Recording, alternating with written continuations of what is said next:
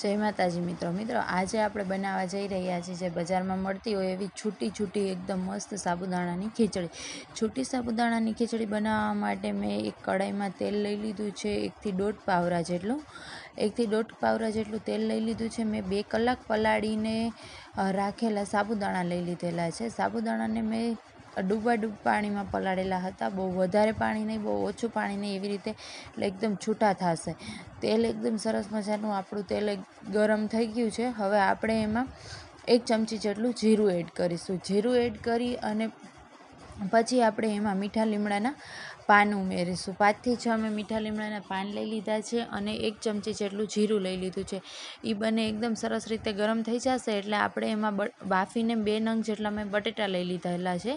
एने सारा झीणा झीणा सुधारी लीधा छे, कापी लीधा छे नाना नाना टुकड़ा करीने।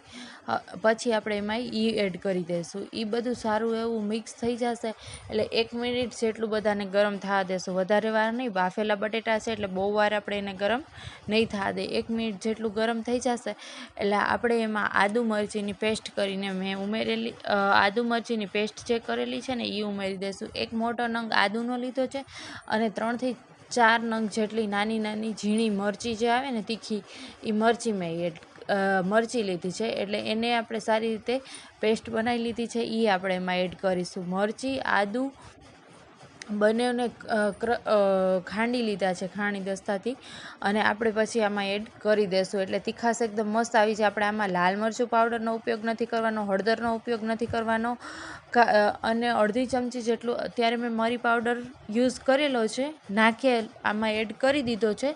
पछी आपणे वधारे मरी पाउडर पण नाखीशुं। तो जोई शको छो मित्र, आ बधुं आपणे सारूं 1 થી 2 मिनिट जेटલું मस्त मजानुं हलाई लेशुं अने पछी जे आपणे साबुदाणा पलाळीने राखेला छे ने ई आपणे आमां एड करी देशुं। अने आमां बधानी एवी फरियाद रहेती होय छे के भाई अमारी साबुदाणानी खीचड़ी सारी नथी थाती, के अमारी चीकणी थई जाय छे, के अमारा साबुदाणा सरखा चढ़ता नथी। पण तमे आ रीते बनावजो एकवार घरेथी मस्त, एटले एकदम मस्त बार जेवी बनशे। अने आ खीचड़ी तो फेमस छे साबुदाणानी। आ रीतनी तमे बनावशो ने, अहींयानी तो फेमस छे, पछी मने बीजे क्यांयनी तो नथी खबर, पण अमारे अहींया तो बहु फेमस छे आ खीचड़ी। એટલે જોઈ શકો છો તમે એકદમ છૂટી છૂટી ને એકદમ સરસ મજાની બની ગઈ છે। હવે મેં એમાં 1 થી 1.5 ચમચી જેટલો મરી પાવડર યુઝ કરેલો છે। મરી પાવડર 1 થી 1.5 ચમચી જેટલો તમે નાખશો એટલે તીખાશ તો મરચી અને મરી પાવડરની આવવાની જ છે।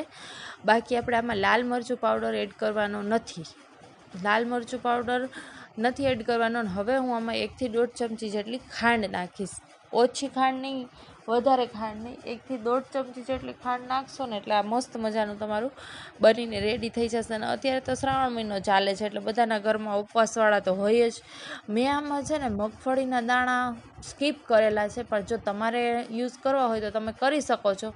મેં તો આમાં સ્કીપ કરેલા છે કેમ કે ભાઈ મને તો ઓછા ભાવતા હોય છે મગફળીના દાણા, એટલે હું ઓછા નાખતી હોઉં છું। પણ નાખો તો ટેસ્ટમાં સારા લાગશે। જેને ભાવતા હોય એ નાખે, આપણને નથી ભાવતા એટલે આપણે નથી નાખેલા।